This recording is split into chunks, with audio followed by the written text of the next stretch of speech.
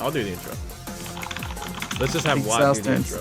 Yeah, make the guest do yeah, let's make the guest do the intro. Perfect stuff. That's a good idea. Not really. They get a flavor of it, you know? Oh my god. Yeah, exactly. Hey man, come be on our show and then like run it. We'll just be still in the back. I'm ready to do this. I've been practicing for a very long time. See? This is the moment you've been practicing. This is what he lives for. Okay, That's it's a what I podcast. do. This magic moment. Boom, boom. Rashid's stuff is done. Yeah, we're doing it. So, podcast. I am Sal Rathmatics. This is Third Pixel Podcast, and we got SD Watt joining us this week. Dude, fucking awesome. Yeah, thank you for coming on the show. I appreciate it. Thanks for having me. I'm glad to be here. Yeah, no problem. It's been a hot minute since we've had anybody who's, super esports like yourself on the show. And, by hot minute, I mean never. So, congratulations. Oh, on yeah. our first As you can esports. tell, I'm the epitome of esports with my San Francisco cap here. Dude, lean back. Oh, Look at how esports that shit is. Look at how esports that shit is. Okay. I ain't got nothing on my hoodie, dude. I got Los Angeles, baby. It's got palm trees. I got like a casual shirt. I don't know. I'm not even on that level, bro. That shit's crazy. Wait. This is pretty esports. Yeah, that's pretty esports. pretty right there. esports. That's pretty esports. Yeah, man. People don't know this, but the story behind that hat is that the line in TwitchCon was so fucking long. It was legit. Like, if you wanted to buy, and if you wanted to give Twitch money, you had to wait like 3 or 4 hours in line. No, dude, it was like 6.5 hours. This line, dude. Excuse So me. So I went up there and I just like paid. I'm like, hey, dude, I'll give you $10 if you buy me a hat, because people were just like doing orders. Oh, shit. And the dude that I asked, he like hesitated and like looked at his buddy or whatever, and the guy next to him was like, yeah, bro, I'll do it. And I was like, okay. And the other guy was like, wait. I'm like, nah, dude, he's Why would you hesitate? already taking my money, dude. Yeah. What an idiot. Yeah, he fucked up. Hold on, I wanna cut real quick. I wanna make a bet throughout all 4 of us who will get a Twitch hoodie first.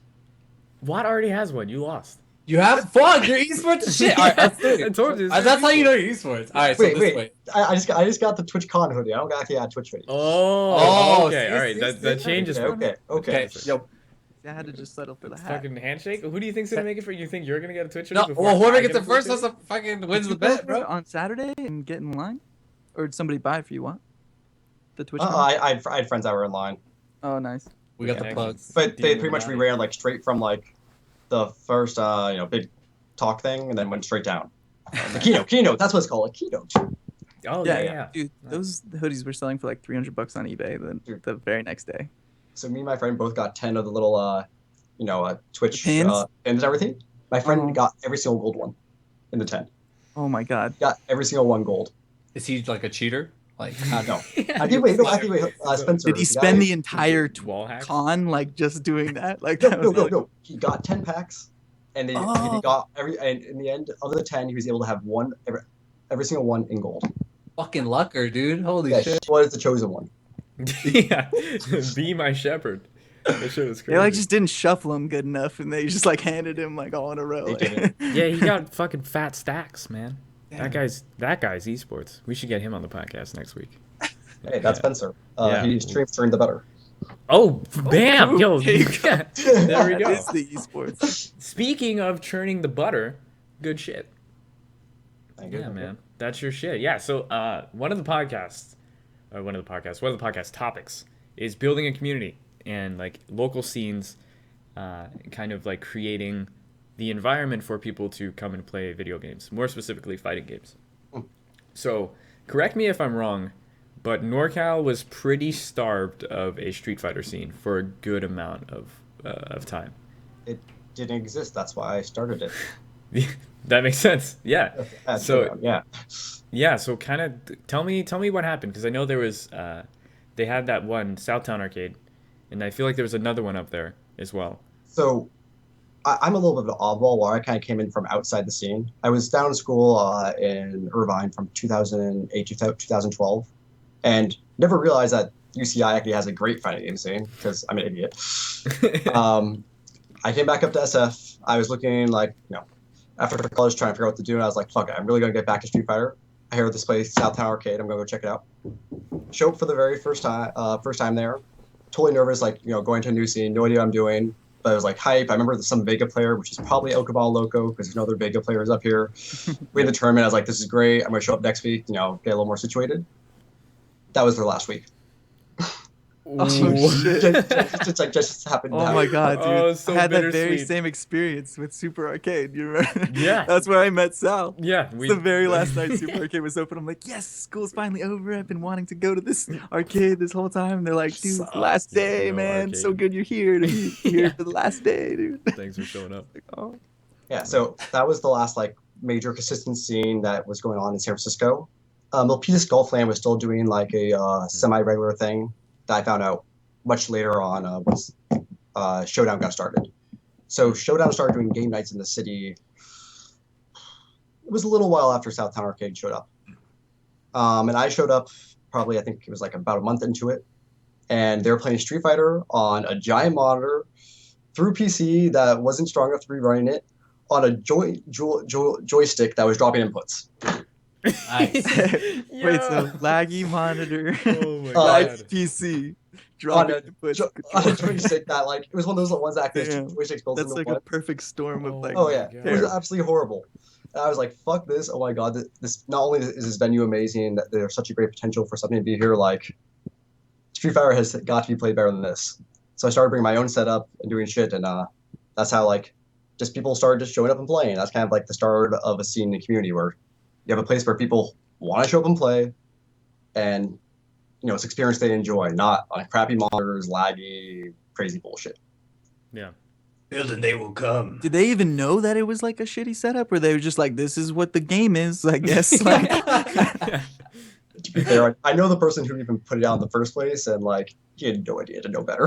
Yeah. Yeah. He's like, That's yeah, fair. man, like people like that game, so I put it out. Hey. Aw. Hey. Yeah. I remember- yeah, I remember back in the early days of Street Fighter 4, there was like all these little tournaments at like little like game shops, little, like and pop game shops and stuff like that. And a couple of them that I went to, they were on like, I swear to God, these monitors were like 20 frames worth of lag. Like you would press the button and it was just like, and then it would go, and then you're like, and then you try to show people too. You're like, dude, like, and then they'd be, what? What happened? That's The button, it normal. worked, dude. It worked. What are you talking about? I'm like, Yeah. GG. Shout outs. Yeah. Shout outs. but you gotta learn somewhere. You gotta start somewhere. Mhm. So Yeah. I have a question for you. What? Yeah. Would you just recommend people to do that in general? Just straight up bring your own setup, be the person that needs to be there, and provide the good content. Like, I mean, so I got lucky in the sense that I found a organization that we had a cool venue, was willing to work with me, that I then became part of. Actually have that space. But for a lot of people, that's not even an option. A lot of areas, like, you're not going to have just like, there's this great bar that serves alcohol and everything else, and hey, you want to have Street Fighter here? Sure, you bring your stuff and you'll have Street Fighter. sure. I got Every lucky. single week. Every single week, yeah. So I just got lucky that happened. Then it progressed till streaming, because that's just how the the whole what we were focused on, what we wanted to do as a group. Yeah. But in terms of like small communities, it really just comes down like, yeah, you have initiative. Just you just when it starts at you have weekly sessions at a certain person's house or a rotating house. Yep. Making sure that people feel welcome, that making sure people don't show up, having new people, making having a good time, pretty much. Make sure people have a good time, because then people want to keep playing, and when people play, they get better. Yeah. Hopefully. Let's Fingers crossed. That's Yeah. all we can wait for. Yeah, I mean, I can attest to just starting it at somebody's house. When I started getting into Street Fighter, I started getting it really seriously. I have a friend up in Fresno that we would play online on PlayStation 3, and we would, yeah, it was like the roughest of the rough. And he had wireless internet on top of that. Oh, and and he plays Yang. No, Sure, it's not. No, that's not Noah. It's Chuck. I don't know if you guys ever played Chuck. He was an OG Oni player. He's one of the most ridiculous Street Fighter players that doesn't go anywhere and plays on fucking wireless internet.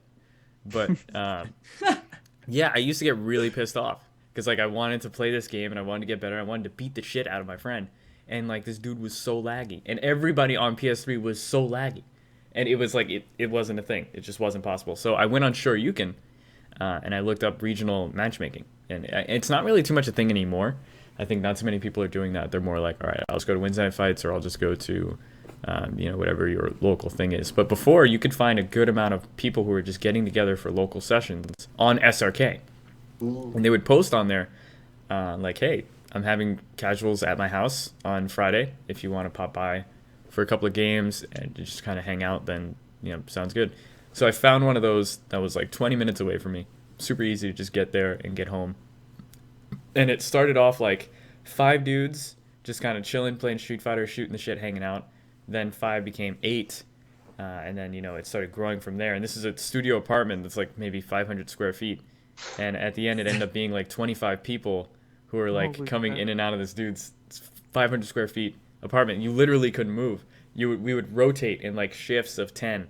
And like people would be outside chilling, like smoking and like talking or whatever. And then they'd come back and you'd rotate out and like let other people have a chance to play. Oh my God. Because people really wanted to play Street Fighter, and it became a thing. Like before we knew it, I don't know, I don't even know when it happened, but a boss, Mark Teddy, Velociraptor, Driftwood, Hugo 101, Valiant, all these like super strong SoCal players were all showing up to this dude's studio apartment and playing Street Fighter every week. And a scene grew. It was like the West LA scene out of nowhere became a thing. And that was something that totally could have been taken to like another venue. It could have been taken to like a bar or a game center and became something.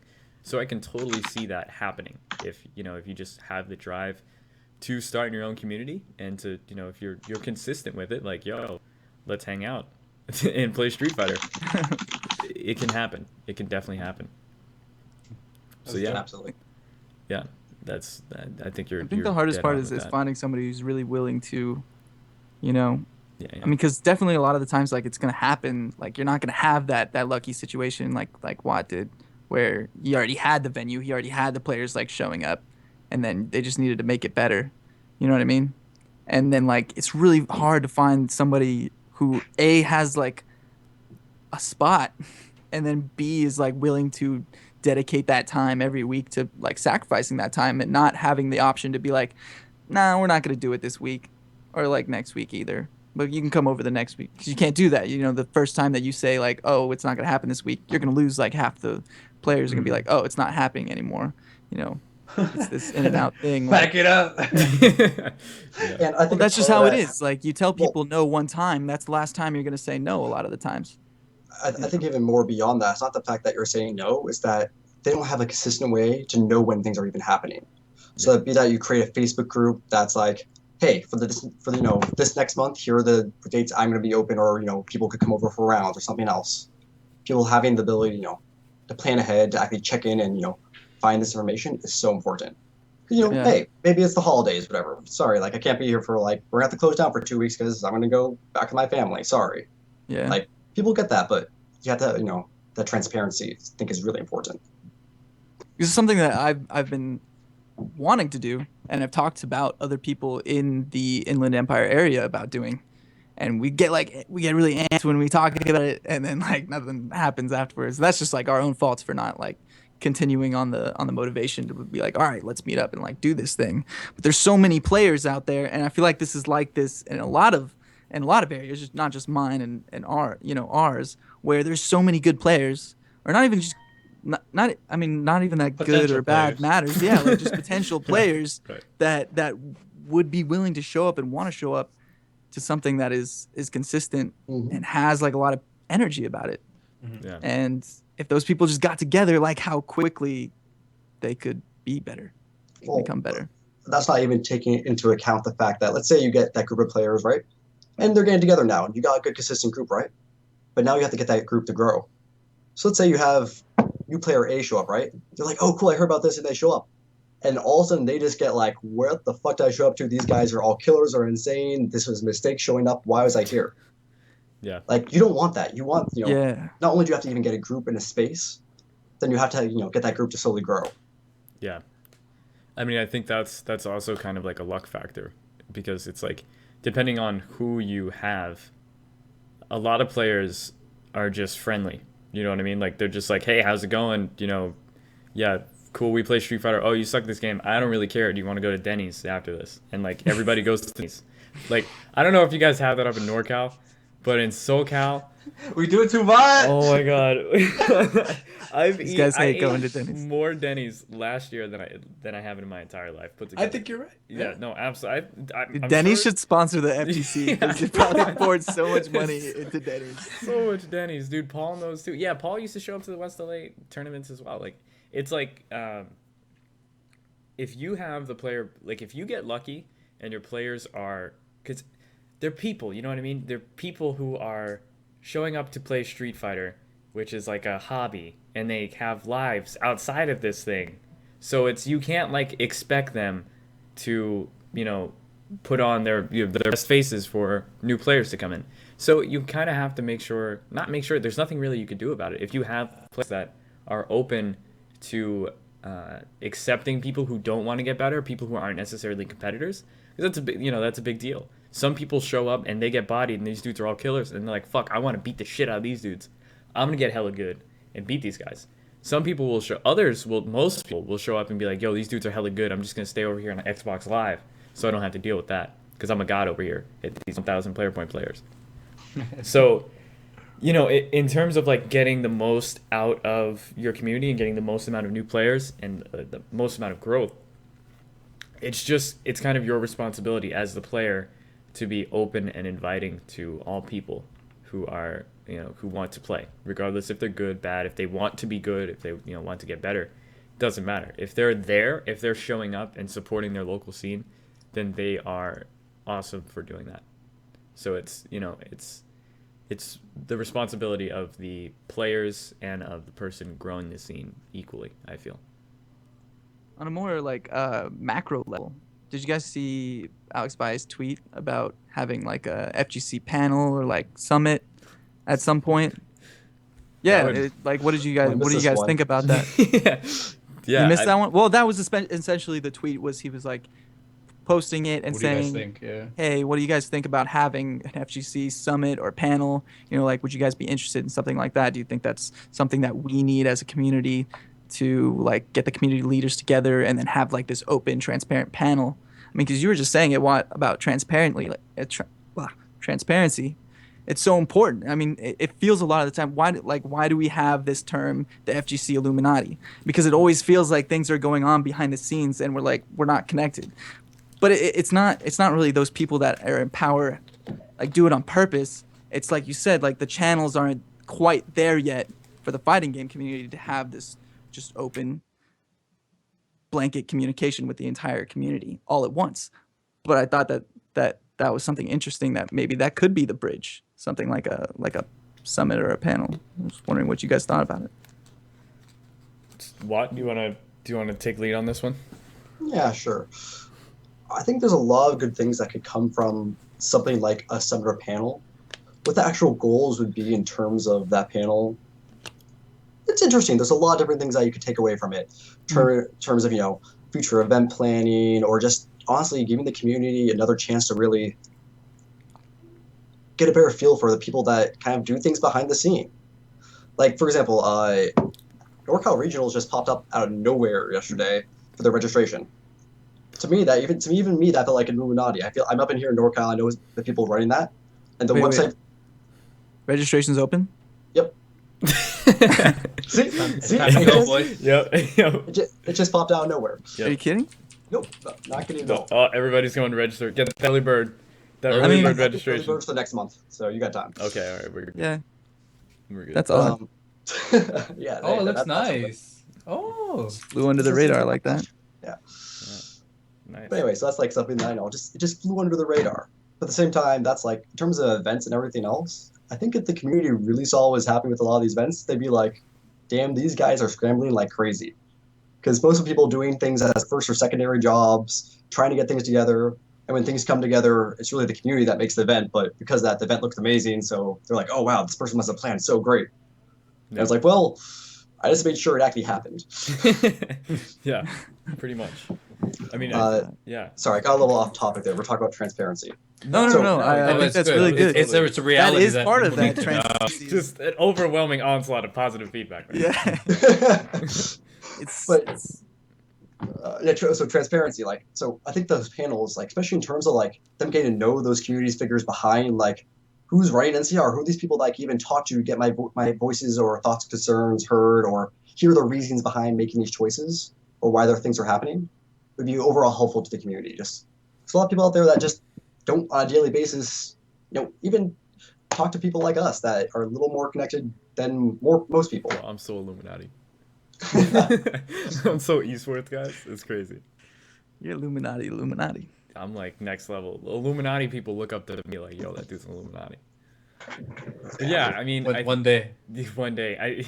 I think like transparency is a huge thing that isn't something, like it isn't really a thing, and people are like retarded for the most part, and they'll kind of make assumptions about how things are ran that are not accurate at all. I mean, there was controversy a little while ago. I don't know if you guys were in the scene when this happened, but Flash Metroid, that dude hated tournament organizers for whatever reason. He was like, yo, these dudes are thieves, they're stealing our money, they're getting rich off of us and running shitty tournaments. Like, he hated these people. Like, they were getting so much moolah off of running tournaments.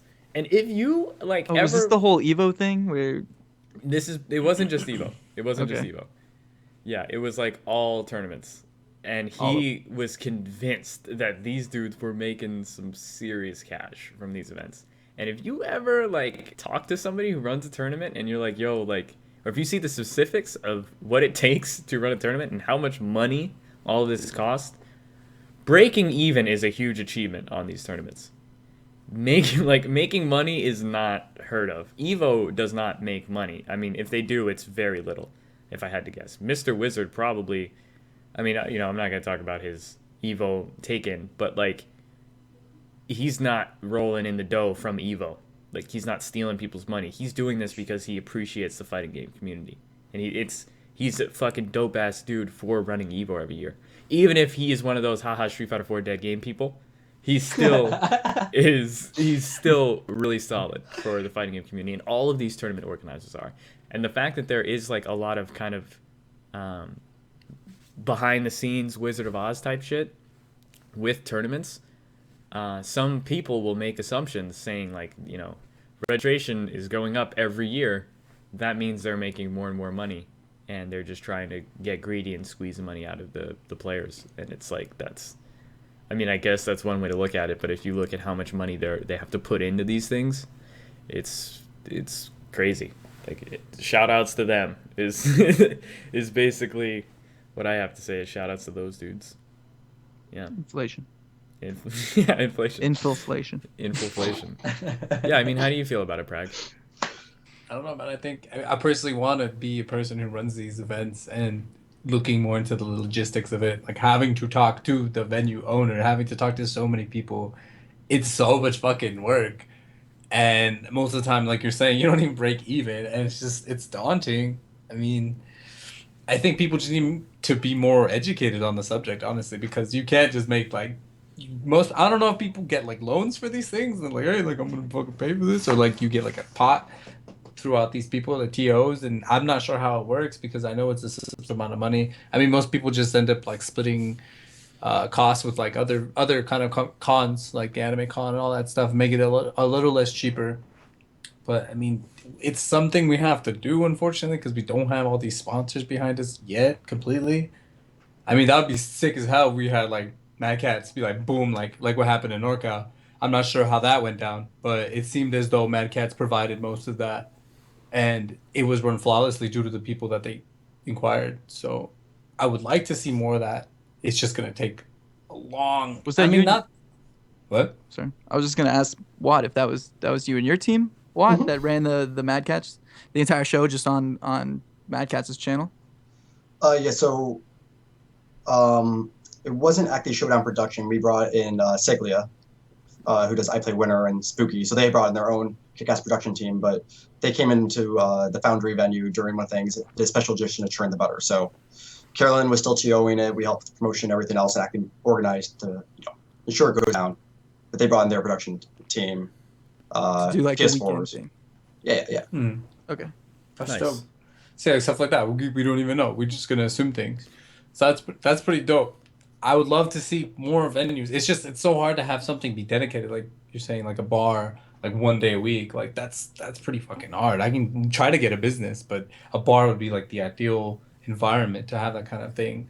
I mean, Yeah, I think even with the equipment. yeah, I don't remember. I might not be remembering this correctly, but I feel like Gutex, like fucking Bar the fights, master yeah. Gutex. Yeah, well, he did bar fights, but he also put out I went to the first a bar video. fights. You went to the first bar fights? The very first bar fights. Dude, bar fights What? ended like 2 months after I moved to Pasadena. Yeah. And It it was, was have been able to where get in, bar Sal? fights. Hey, dude, I would have snuck in. Whatever. So, anyways, he put out a video talking about this, and his plan was you like scope out the place that you want it. It's almost like casing it, like you case the joint basically. Scope out the bar or whatever venue that you want. What you want to run out of there with?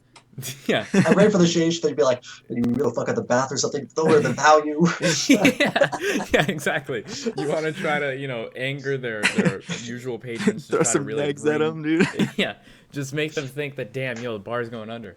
No, you want to see, like, what is their slow night? Like, for example, maybe this bar is super popping on Tuesdays. You don't know this. You go there trying to say, yo, I want to rent you out on a Tuesday night. They're going to say, fuck you. Get the fuck out of here with your nerd shit. If you go to this bar and you check it out for a little while and you see, like, okay, they're slow as fuck on Thursday.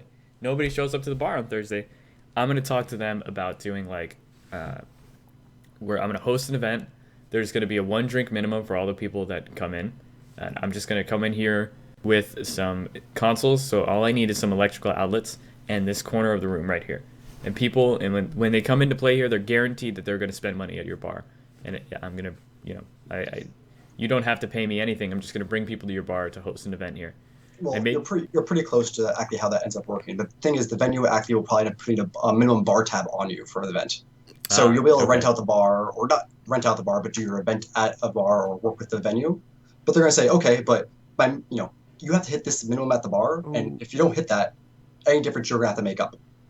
Ooh. They're not that. Most places aren't kind enough to be like, oh yeah, let's see how that works out. That sounds good. It's like no, like okay, Like cool. 5 people. Yeah, you, Hey. can have your event, but here's this minimum that if the bar doesn't hit that, you're going to have to make up that difference. And then Okay. obviously the venue will love you because a good event should make more and have more people spending more money than that. Right. Yeah. But I mean, Hopefully. starting off with your community, then It'd be that's, very hard. yeah, I think that maybe bar probably isn't necessarily the best choice. If you were, I mean, I think like I boba think shop. it is if that's you have like a are you really, kidding me? if you know, I think this was one of the most poignant things that Vi said, or like really struck me. He said it on just like a random tweet, and he was like something to the effect of, I'm doing all these shows and I'm doing all these events, but I can't ever. I don't know if people are gonna show up. I mean, like people are gonna show up to Vi's stuff, Yeah. but really, like his such an honest like statement from him is like, I'm doing all this work and nobody could show up. Something else could happen that weekend Yeah. that like is just way cooler and like nobody could go. Like nobody's gonna want to go. And yeah, like you could put all this together and then literally nobody show up and then you're like Get fucked. I mean that's the risk, there's a risk in anything cool that you want to do. So kind of got to eat that. But I mean crush counters, they're risky, Damn. That's true. Wake up. Shoot buttons. butterfly. That's cool. I'm actually gonna say this because I'm gonna do this for my scene.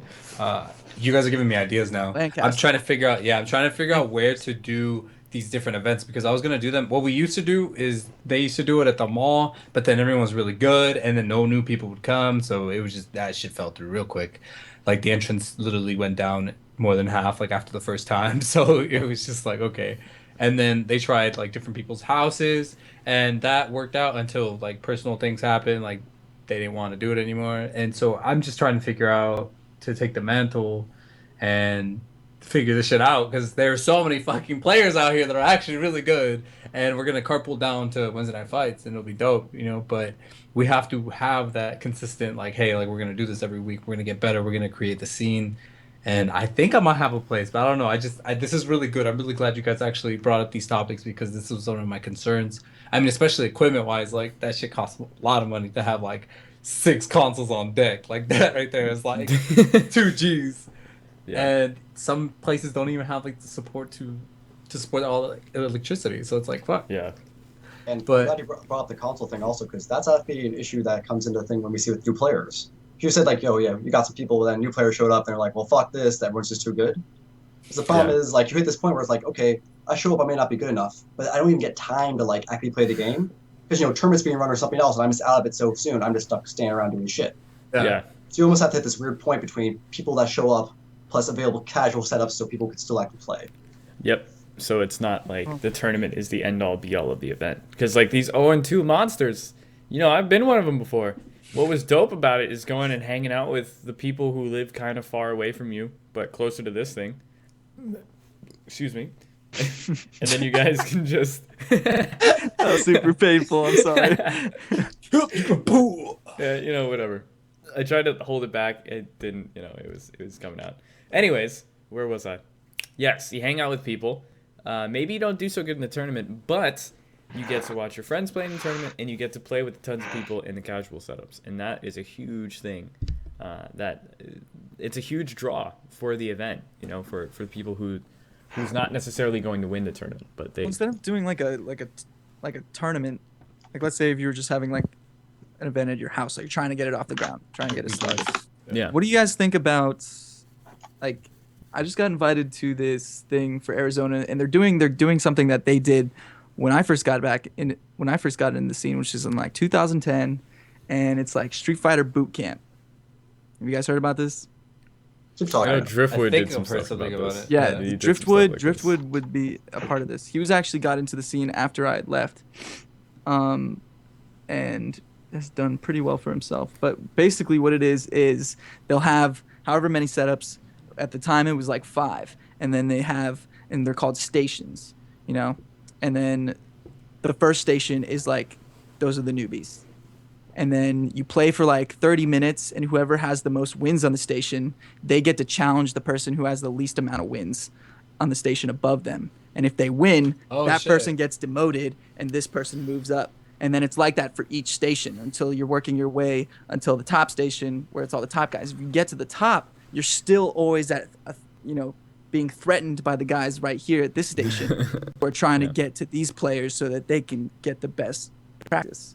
So in that way, like when new players come, if they're not good enough, they don't just play the best players and be like, oh, this sucks. Like, I'm out of here. You know what I mean? Like, you get to play all night for like 5 hours or however many rotations you're going to do within this thing. And then they make it like super like commitment too. Like, if you say that you're going to show up and you don't, you're done. You're done? I mean, I don't know if it's done? that serious, but Yeah. you get like a mark and like 3 strikes, you're out kind of deal. Oh. Yeah, UGC did something similar to that. Every other week they had a round robin.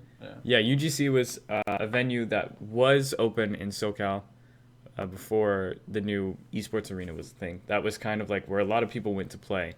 That Brent, Chris, Jesse, Vicious, a bunch of different strong SoCal players went to this place in the valley, and that's where they would play Street Fighter. And they would try to mix it up and hold like different events.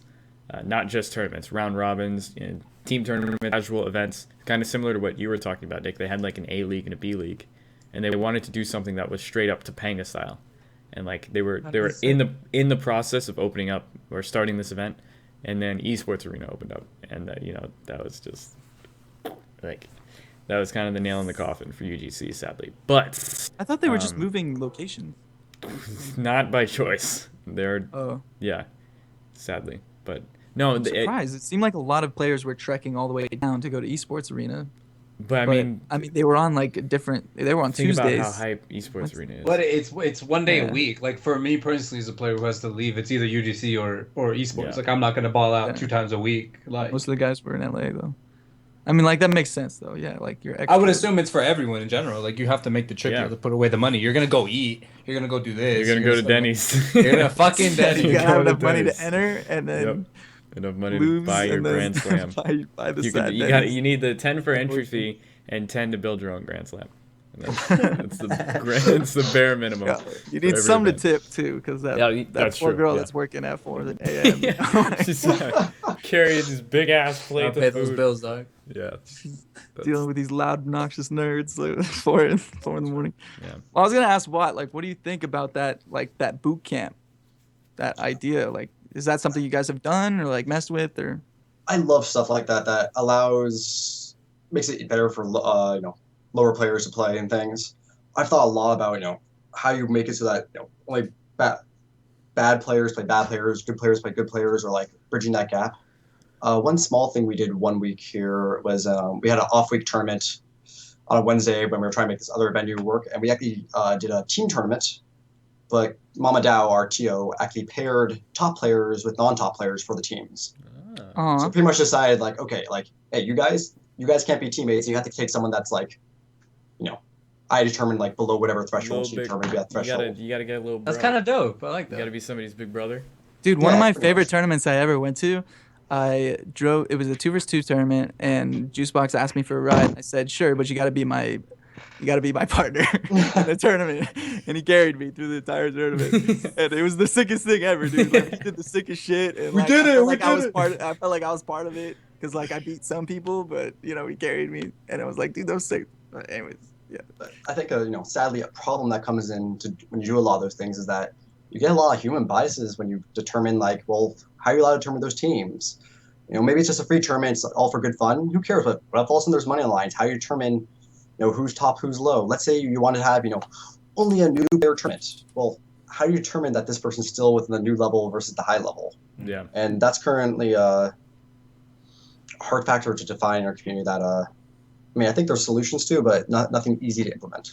Yeah, nothing like right now. Like that would have to be something where like you have After a certain amount of numbers. time. Yeah, like after Yeah. a certain amount of time, Yeah, it's like it would just ranking be system. like a point-based thing. A lot like more completely. database management, Dude. a lot more tracking of players and how they Oh do. my gosh. Need some of That's that one exactly frame what they're link talking shit. about doing too. I'm like, dude, this sounds so sick. I'm like, who the hell is running this, has all the time to dedicate? And like what sucks is like once you start doing this kind of stuff, like it's really cool because it's a different kind of growth, but you don't have the time anymore to be just a player. Like to just play and just enjoy getting better at playing. I don't know. It becomes That is a role. tough sacrifice. It becomes like a role that like at this point, Street Fighter, people are getting good as fuck at Street Fighter to where if you want to like be winning tournaments consistently in highly trafficked areas, you have to just be a player. You cannot be a player and a TO. You can't be a player and a commentator. You can't be like a player and statistics guy. You have to be a straight up like just a player with your sole mindset being to win the tournament. And that kind of sucks for people like me and for people like Watt as well. I mean, I don't know if Watt still. I don't know if you still enter in churning the butter, but like it would. I found it really hard to commentate an event and try to participate in the event because I feel like one, I have to get off the mic like, all right, I'm gonna go play my match and then I guess I'll be back. This dude's gonna roll solo for a little bit or something like that. Like that's pretty lame. And then also that mindset of if I want to win, I can't be thinking about commentary, cracking jokes. It takes me out of like the zone or whatever you want to call it. It's like when I'm really thinking about who my next opponent is and how I have to play against them, then I'll do better. I'm more prepared to actually play my match. And it's I think it's just something with the community growing and people getting better. You kind of start to fall into a role.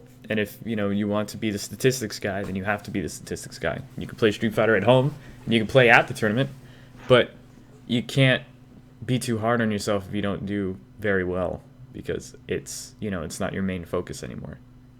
No. Now, I think I agree with you on a lot of things you just said there, but at the end, it also comes down to like how well you want to succeed in everything you do. And Yeah. I think it comes down a lot that like most things with FGC, this is our, like you said earlier, our hobby. This is what we do because it's what we love.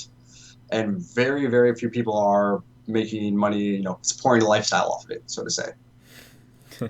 And can't remember where I was going with. Oh, yeah. So because, we can't do this full time, it's only our hobby. It's like, well, I have to do my job full time. There's that.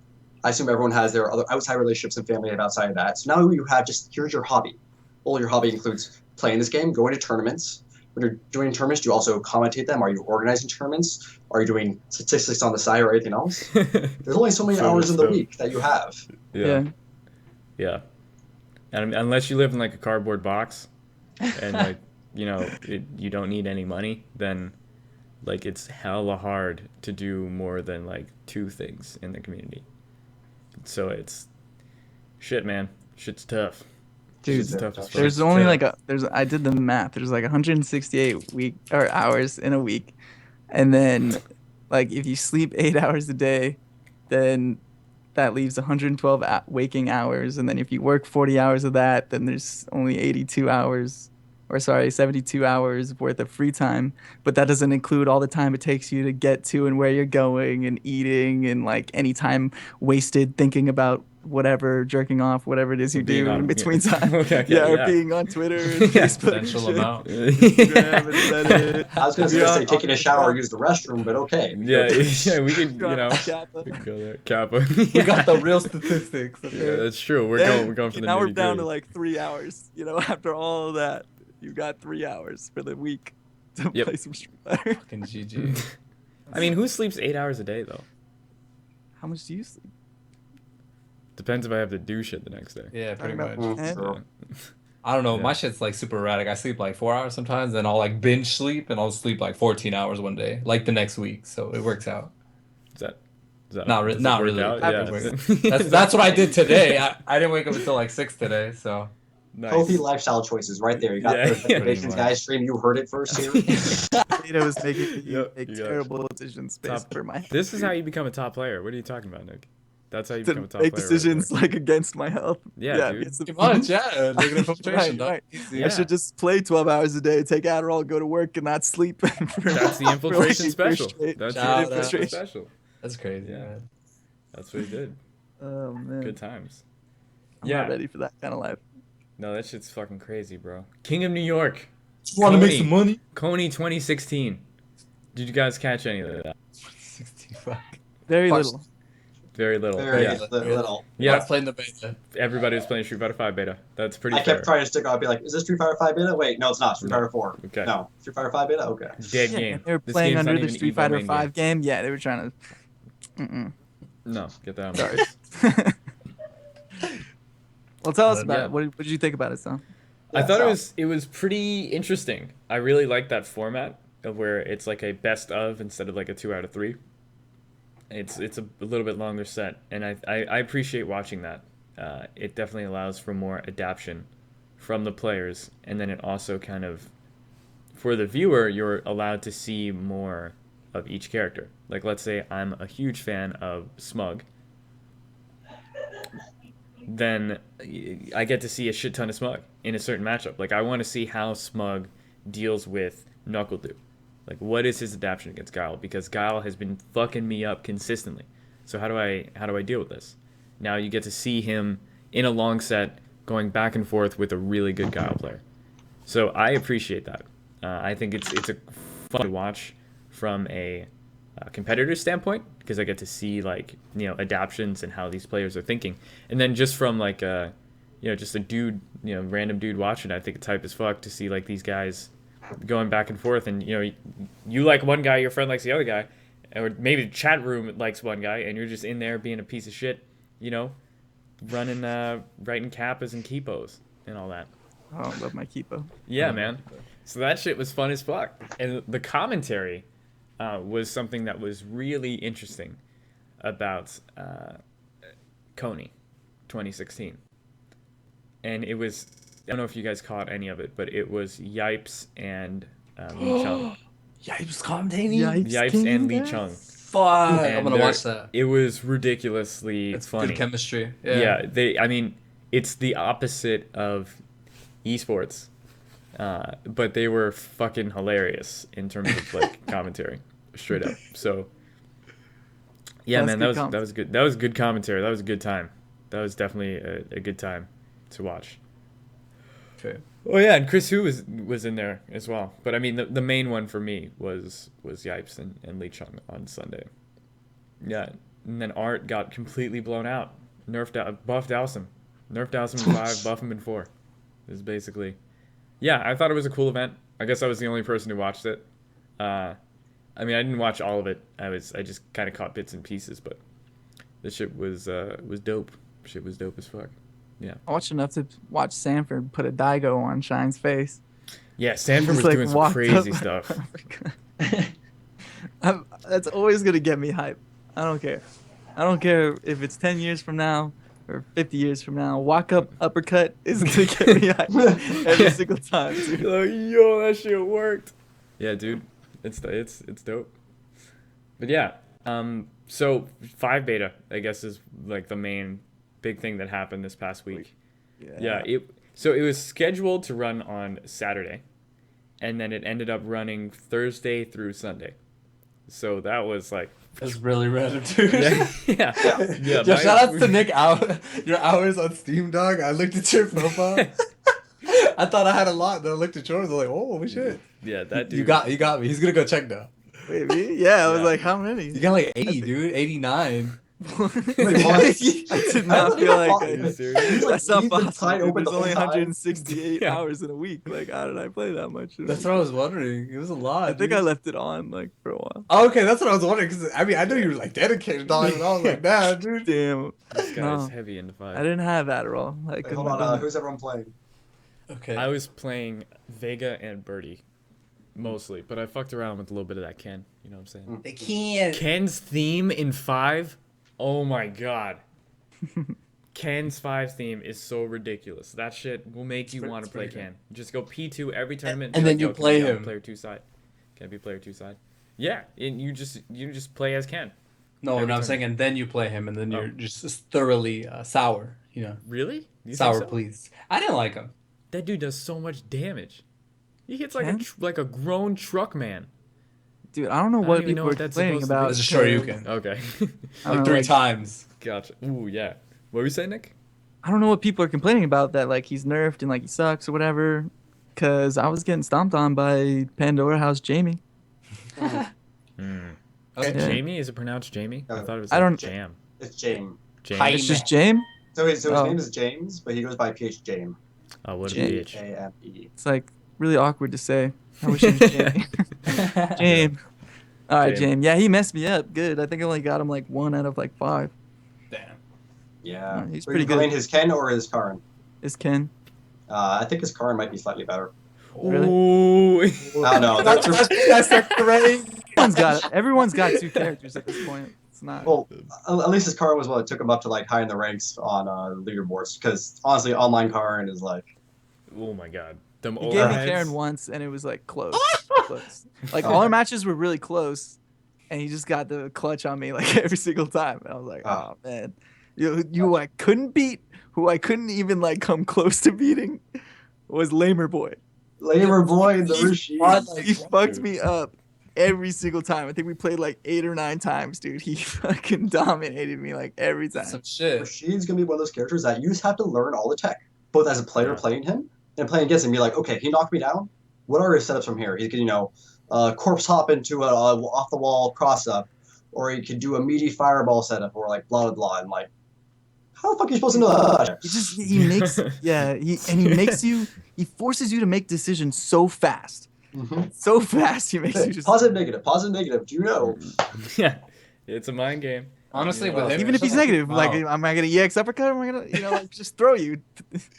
Or like certain moves, you might know that like Rashid, I think his like little pokey hand thing is negative. Doof, Do you actually know the right frame that ends on to press your button at the right time to like challenge him?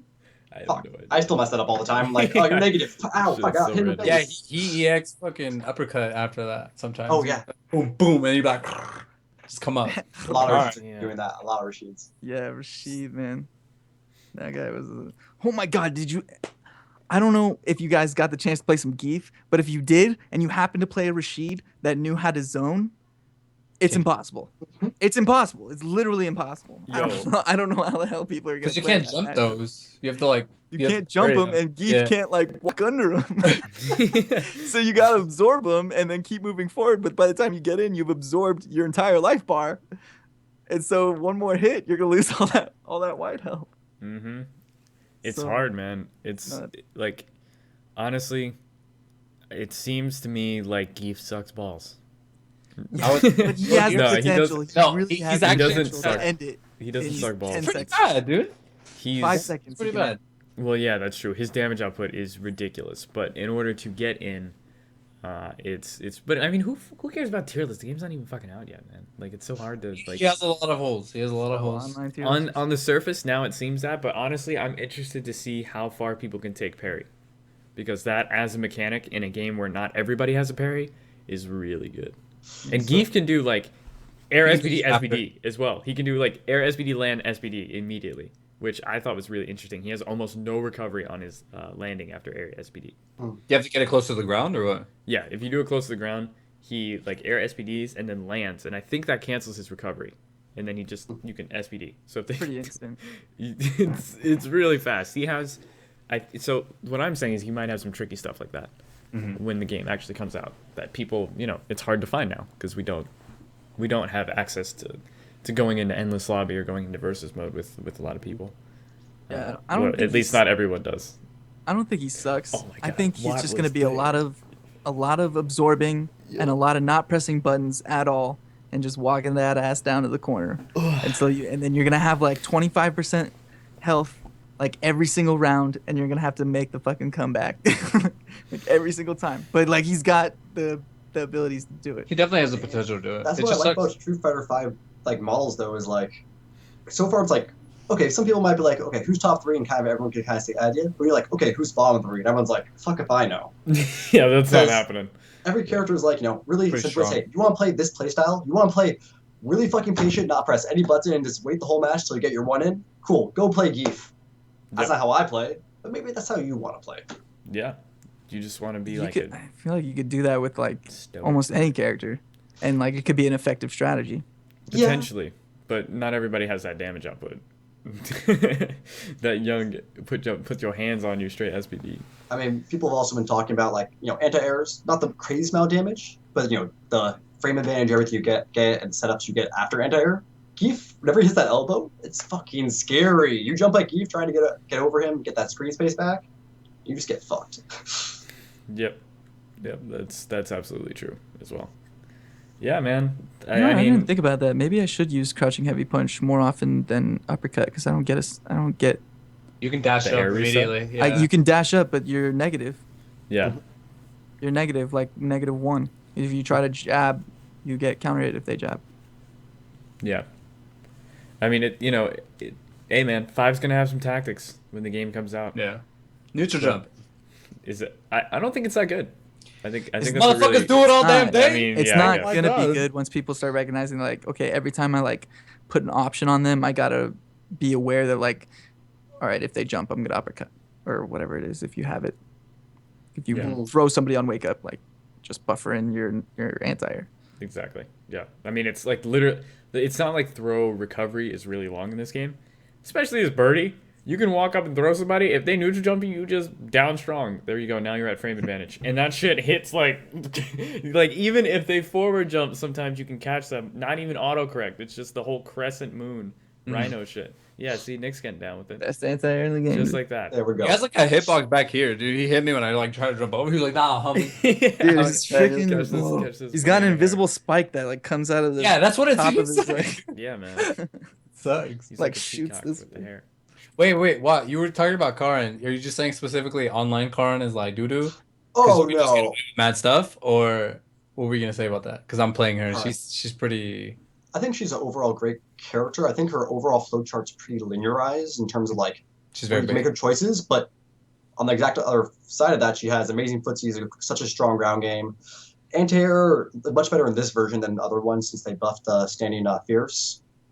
Yeah. But yeah, the standing fierce. It's like up here and shit. It's crazy. Yeah, so you either have to be a little more willing to block or meet people air to air. But I mean, hey, if you got good buttons and like, who cares if a flowchart's simple if it works? It's kind of like Fei Long, like, hey, like he's not doing anything hard there, but it works. Yeah. Look at you, Sal. Well, I was kind of.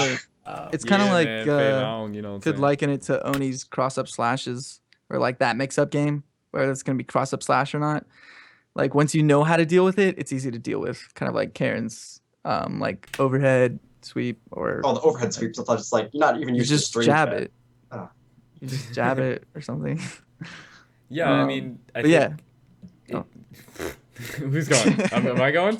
You go. Yeah, the thing about 5 in general that I'm kind of feeling right now, and I talked a little bit about this on stream, so some of you guys will have heard this before, but a lot of characters are like Rose in this game. It feels like that's kind of the direction that the game's going. It's slower walk speed, pretty okay footsie tools compared to the rest of the cast, and a shit ton of dashing. Even though backdash is not hit invincible anymore, it still moves you very fast, and forward dash also moves you very fast as well. So now, dashing is fast, and buttons are really stubby. So like Ken is one of the like most grievous examples of this. This dude's low forward. Have you seen that shit? That is Mr. low short. T-Rex. It's like a little it's a Twix, low dude. short. His low It's forward like is a mini Twix. yeah. It's legitimately a low short, and his stand strong isn't that much better. So if Ken wants to get in, he has to do either dash or run. You can't really play footsies. The only thing you can do is counter poke. But nobody's going to be whiffing buttons because nobody has good buttons either. Like the only time somebody's going to be pressing a long range button is Karen or Birdie. I see you shaking your head, Wild. You may be disagreeing, but this is what I have found when I played the beta.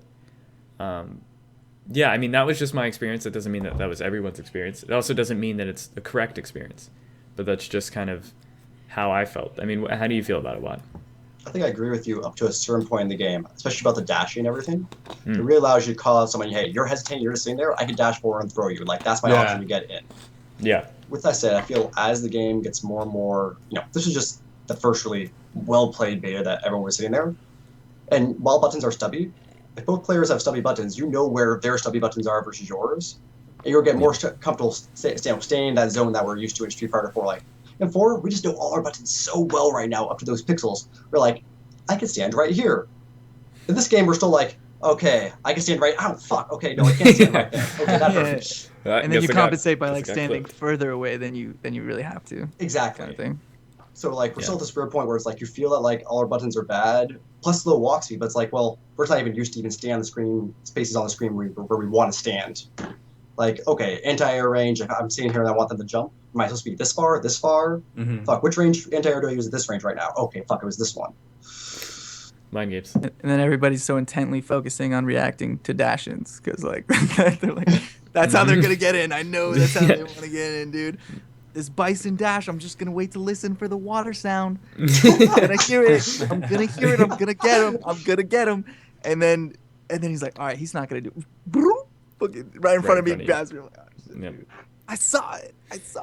I don't know. I mean, it could be like it could definitely be an early game meta thing, but it felt really frustrating playing against that. And I mean, it got to the point where I just started using it. I'm like, all right, this is dumb as fuck. I'm just gonna do it to somebody. If somebody whiffs a button, I'm not even gonna try to whiff punish them. I'm just gonna dash it and throw. And it worked, gonna say 90% of the time. Because even if I didn't throw, I would have been at frame advantage after their whiffed button. And that just kind of comes from the speed of dashes. And it changes the way that you can play the game. So I'd be interested to see if a lot of other people end up approaching it in that manner. Where they're like, okay, look, dash is hella fast. If you whiff this button, I'm just gonna dash up again in your face. Especially characters like Birdie and like Laura. Like people that just want to get in and have fast dashes. You can just get in with Birdie, get a command throw, now you have the life lead, and you set up your zoning. If you're Laura, you get in, get a command throw, now you're in. You know what I mean? Like, it's a really kind of cheeky way to get a life lead or to get in, if that's what you're looking for.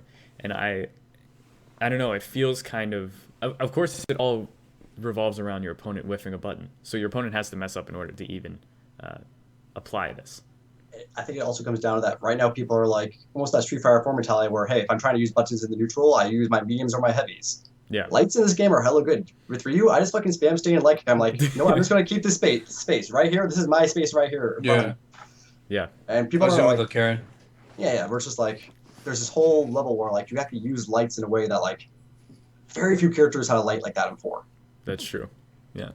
I mean, you had like Oni had a light kick. Oni. Oni is the first person that comes to mind that has like a light kick where you would pressure with it. But I mean, use Nikolai's light kick more like that. Kind of Sakura, but like I'm not even like talking about pressure. I'm almost talking about like right in your face, like, okay, this might not be hitting you, but if you press something, you'll be walking into it, kind of thing. Yeah, exactly. Just like a space maintaining. Space I mean, creator. Abel's a great example of that. Abel's a great example. Yeah. Dude, have you seen Cammy's standing leg kick? So That dumb. shit. Are you It kidding looks me? awkward as fuck. It The looks thing really and it weird. reaches like half screen. I swear to God. It looks like if you flip open like a tool or something, and it just like goes back down, goes back down. It's like it doesn't even look like a human would be able to do that fast, and it would have any effect. It's a little ridiculous, but you know. Dude, shout outs to 420 followers. 420. Do I have 420 followers? Yo, 420 plays it. That's crazy. I told you it was gonna happen. There was a week where I got like 3 or 4 different Twitch donations, and they were all in increments of $4.20. And I was like, wow, blaze it. Okay, that's how it goes. Cool, Bob Marley. I get Gotta it. get fed, dude. Yeah, Go buy some exactly. edibles. Yeah, gotta go live it up for the stream. Yeah, Street Fighter 5. Street Fighter 5, man, what a game! That thing's gonna be interesting. It's gonna be fun. It's gonna be fun. No, it definitely is.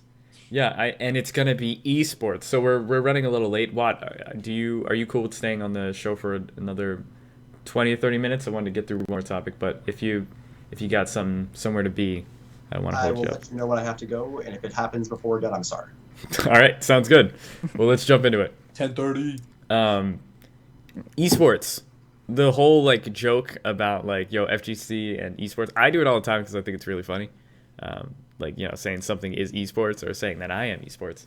But like kind of that whole separation in the community, the fighting game community specifically, saying that there's FGC and there is esports, and they are two different things. And if, you cannot have esports and have Lee Chung and Yipes on commentary. Those are two separate things. You know what I mean? Esports is Ultra David and James Chen at Capcom Cup.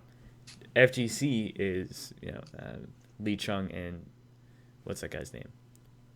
Sai. There we go. Man, that's totally blanking out. You know what I mean? Like there's kind of that representation in the community saying, and Kappa is like the biggest probably proponent of this mindset, but I mean, I don't really go on there too often. I've just kind of dabbled. I've looked into the abyss, into the void. But yeah, I mean, we'll start with you, Prag. How do you feel about the the kind of separation that some people are trying to make, and how that it's not necessarily everyone's opinion. What's your opinion on it? I don't know, man. Yipes is the best fucking commentator in the world. He's entertaining. He's insightful. This dude is like one of the best human beings in the FGC. But I guess if you want to look at it from the perspective of esports, yeah, I don't know. I don't agree with having to be fucking suited up and be like, yes, oh, that was so good. What a read on this guy. Like, I hate that. I hate that. That's one of the biggest things I hate about esports is that people are fake as fuck.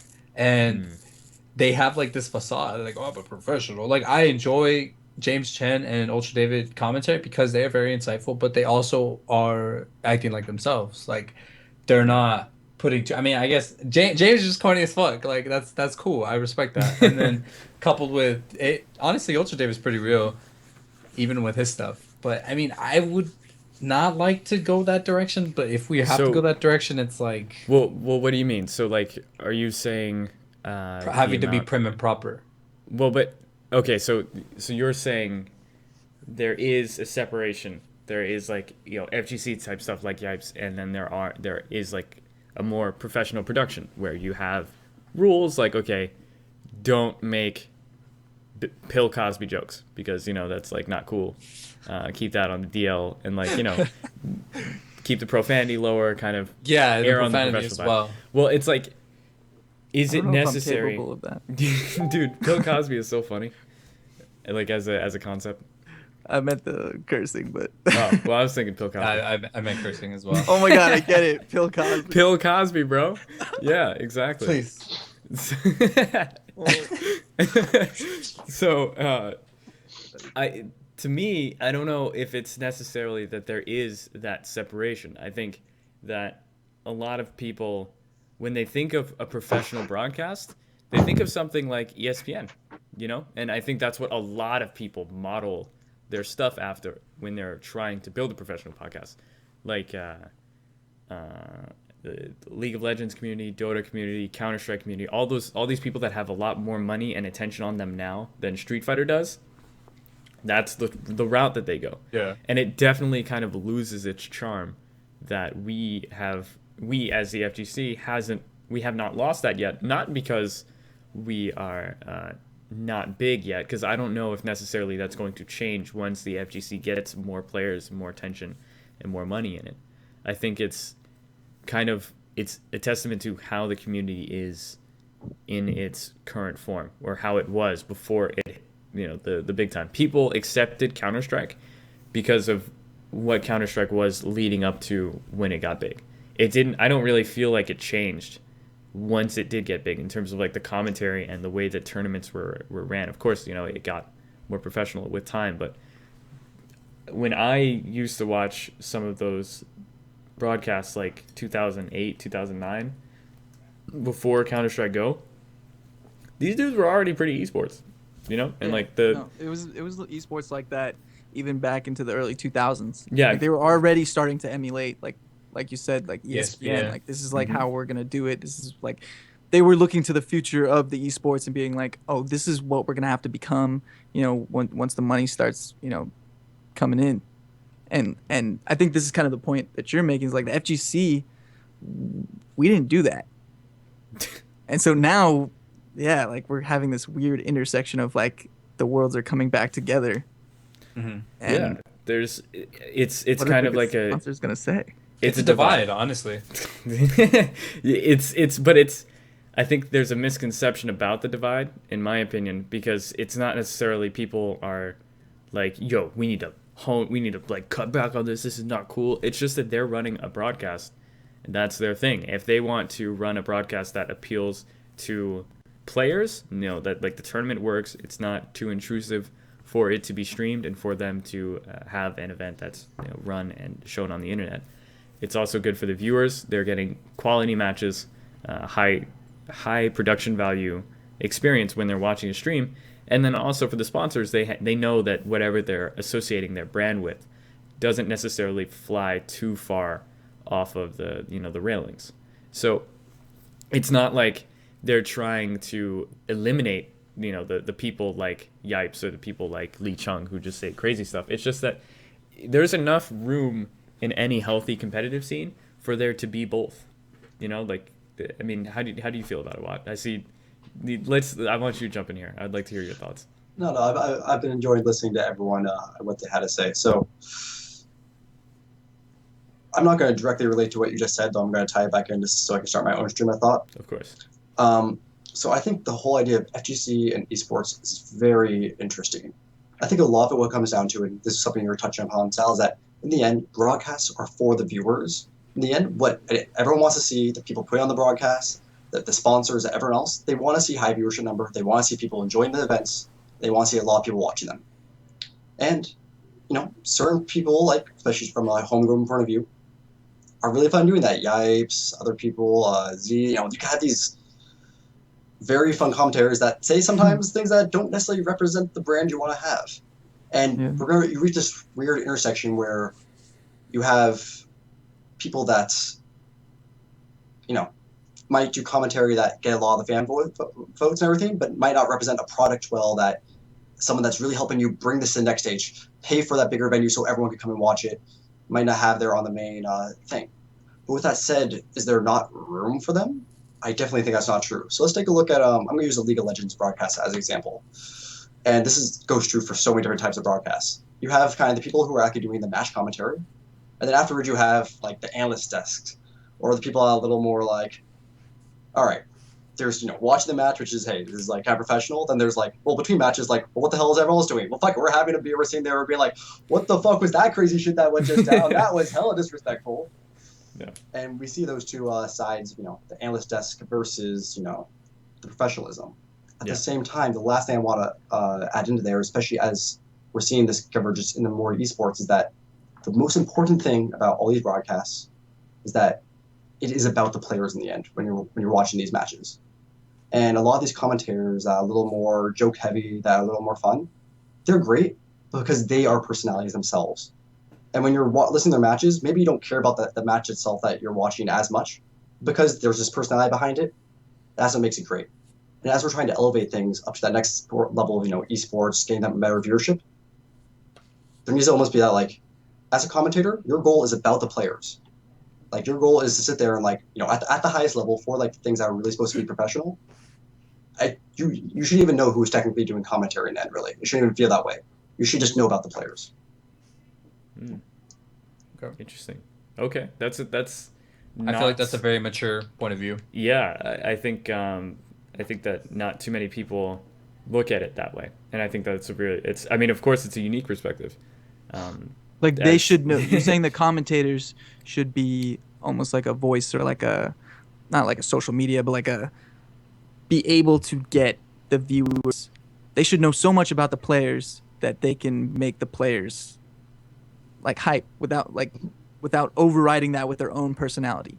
Like if you guys watched a MMA match or a boxing match or anything else, you sit there and like the commentators are saying things, you're definitely listening. Joe Rogan's a perfect example. Yeah, and you're hearing them and you know what's going on. And maybe you know enough and you're so involved in the scene that you kind of follow them and you know actually their personality. But as a random viewer coming in, there's just this, a great intellectual voice. But in the end, I'm still watching these players, and it's just this thing that's kind of informing me about what's going on. Yeah. Helping me as a viewer better be entertained by what I'm watching. I think that's a really great example because I know nothing about MMA.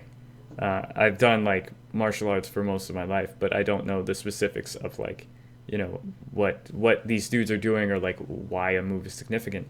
And if I ever watch like a clip of something and I hear these dudes, they're breaking it down. Yo, that was like a flying or spinning heel kick, whatever, and like that hit him in the midsection. Now that's going to affect him in this way and this way. And it, like I'm more invested in the match, and I feel like I'm an expert now just because I'm hearing these dudes say some stuff about it, and now I'm like way more informed and I'm invested in this. I'm like, yo, how is that midsection body kick gonna affect this dude in the third round? Let's see. I'm gonna watch this thing through. It's getting me excited. Mm-hmm. And I think that that's a form of commentary that not only is not thought of in the FGC, it's completely foreign. There's almost nobody doing commentary. There's not a lot of people that are doing commentary in that manner. I mean, especially if you wanted to do that, you need two people who are willing to approach it in that way. You can't just have one person trying to do that and the other guy's just like saying dumb stuff, derailing you from, having that chemistry between the two. And at the same time, it's not even always the commentary that the viewers want. You have to recognize what type of event you're doing commentary for. I'm just going to use Train the Better as an example here. There was a long time where, like, when I first started doing this, where I was thinking very similar to the lines I was doing, and then I reached a point where I realized, like, fuck, at the same time, this is just a weekly broadcast. Like, maybe when we get the grand final or something else, we want to make sure that, top three, whatever we really want, we should, at the end, that should be about the players and everything. Yeah. But early in the night, a lot of times, it's like, fuck it, like, you should come in, see the community, like, here's what the fuck is happening. Yeah, I think that's a really great point as well. That you have to kind of analyze what your event is targeting. Who is your audience? That's where we can like hold on to the FGC, the homegrown feel of it. Like people think that we're gonna go esports, all this money's gonna be injected, and it's all just gonna disappear out of nowhere, and everyone's gonna be forced to every time they go online, they're gonna have to be forced to be 100% professional, and like they're never gonna say a curse word again, and nothing's ever gonna go wrong anymore because it's gonna be all professional, and it's just gonna be so boring and so perfect, and like I don't know, this is not gonna happen. And like you said, like there's always gonna be the weekly broadcast. There's always gonna be the people who, for League of Legends, there's always there's all these broadcasters that stream live every single day playing their game, and their real personalities are live for the world to see.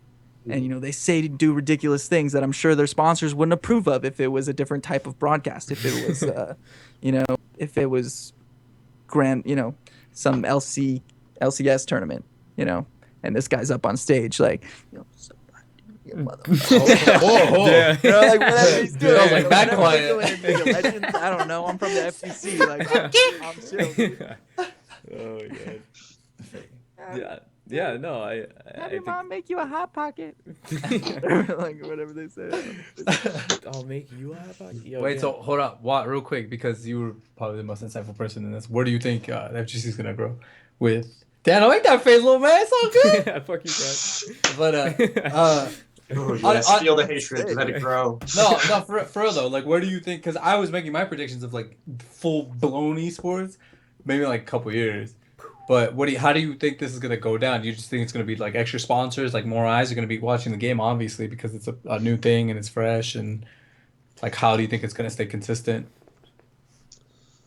So the growth of esports and FGC, I think, is really going to come down to the fact that we already have these very established brands. We have, CEO, these tournaments that you have to think of them. They're these established brands that have every year they come around. There's established viewer base that people already know about them, and it's much easier to interact with something that's established like that than to just, oh, let's just inject a lot of money into this thing and hopefully find a TO organization and get people to show up to something that's not going to happen. So some of those more, bigger tournaments and organizations, we're going to see more investment as sponsors into terms of how they do that. With that, hopefully more investment into actually how things are run, making things more clean, more organized for the players. And not only at the tournaments. Yeah, things to do with the tournament, bringing in vendors, bringing in more content, for that. When you're at the tournament, it's more than just like, oh, I go here to play games. Like, Evo, there's vendors, there's stalls, making sure that, the whole event experience bigger. And hopefully at the same time, make it so that these people organizing the things are able to make it into their full-time gig. And we're hopefully going to see the rise of community members that could do more regular, actually plan things. And I hope that when that happens, there's not a backlash from the community, because you've seen that before. We talked about the Flash Metroid controversy where it's like, fuck, these guys are making money off my things. Yeah, so what? At some point, I got to make a fucking living. Shit, I should, and you should, do you want me to make a bad living? Do you want me making minimum wage? No. People should be able to make a good living doing something, assuming they're putting out a good product and it's good for the community. This is really a symptom of the internet and being known on the internet in internet culture. I read this whole article on YouTube personality. This is a little bit of we read string, articles now? But it was about how YouTube personalities can be too famous on the internet but not famous enough to make a living. These are the people between 60,000 subs and 150,000 subs on YouTube or so. It's not enough. It's the midsection. Yeah. Yeah, it's not enough to make a living. It's only enough to support a hobby. And then these people are going and getting jobs on the side. And then it was LA based YouTubers, and people were finding these there was this one girl, I don't remember her name, but she had crazy fan base, and people found out that she worked at this Starbucks, and they were stalking her, memorizing her schedule. Yeah. But the thing was that or this other girl, she was a server, and she would be asked on while she's on her shift, hey, come and sign, will you sign this thing for my son? And she talked about how it was really awkward that I'm doing this in my, taking a picture that's going to be posted on Twitter or Instagram or Facebook or whatever, and I'm in my fucking server gear, not looking great, looking haggard because, you're working hard. And then people were always surprised, hey, why do you work here? Aren't you famous on the internet? It's kind of this weird realm of you can't be making money and be, you can't be doing well for yourself and be famous on the internet, because the internet doesn't like that. They want you to, in general, it's you can't have it both ways, because then you're not one of us. You're part of them. Does that make sense? It's kind of this weird culture it's that was stupid bred on divide. The internet. Yeah, it's dumb. It's literally dumb. It's not like that in everybody's individual mind. It's this hive mind mentality. The vocal minority. But that's kind of the same thing that infects the FGC with once we start seeing people make money. Would it be so terrible that if Ultra David and James Chen got to do that 100% full time and made a pretty good living at it? A really nice, Are you kidding me? decent living. That'd be so fucking hype for them and for us as a community. Yeah. But I bet there would be a lot of people that would say otherwise. Well, moving on the other, a lot of people, it's with the internet, it's so easy to have a vocal minority. Yep. And this is something that you see so many times I've seen while trying to build things in the butter and everything else.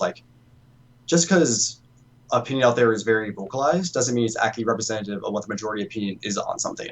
And especially with the internet and Slasher Cap and other things, you get these things that are just oh yeah, this is how everyone's feeling right now. It's not really many people are actually feeling that. It just happens to be that it gets pushed to the top or whatever, just gets seen. Yeah. Is actually representative of how everyone feels? Maybe not, but it is assumed that is how everyone feels. Oh my god, that is so easy. Like It's hard it's the sometimes, same. too. Yeah. It's there's the same like 4 people that every time I'm on stream they post fucking try hard Bob Marley 420 every time, and it seems like it's all over the place, but it's just these 4 dudes, man. And so basically, what I know what you're talking about. You know, I've experienced that. Yeah.